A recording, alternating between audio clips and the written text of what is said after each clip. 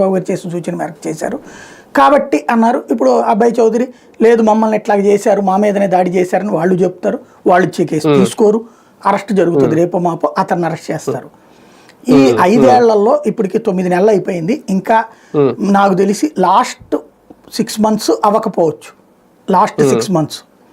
ఇంకా 3 సంవత్సరాల 3 నెలల పాటు ఎవరు ఏ క్షణంలోనైనా అరెస్ట్ అవ్వచ్చు, ఎవరిని ఏ కేసులోనైనా పెట్టచ్చు, ఎప్పుడైనా జైలుకు పంపించవచ్చు. అంటే ఎన్ని రోజులైనా జైల్లో ఉంచొచ్చా? ఉంచాలనినే కదా ప్రయత్నం. సార్ వంశీ విషయంలో అంత ఈజీగా బెయిల్ వచ్చే అవకాశం లేదా? అంటే మొన్నటి కేసులు అయితే ఈజీగా బెయిల్ వచ్చేస్తుంది. ఇవాళ కేసు వచ్చేప్పటికి SC/ST అట్రాసిటీస్ కేసు కదా, plus kidnap case. Kidnap, SC/ST atrocities, బెదిరింపు ఇట్లాంటి కేసులు 10 ఏళ్ల జైలు శిక్ష పడేటటువంటివి ఉంటాయి. కాబట్టి 7 సంవత్సరాల లోబడి జైలు శిక్షకి అయితే బెయిల్ వస్తుంది.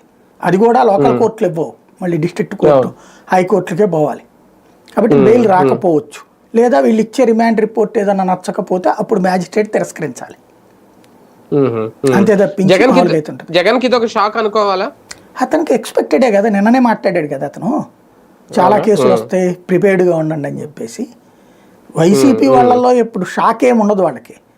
ఇవాళ ఎవరు అనుకుంటారు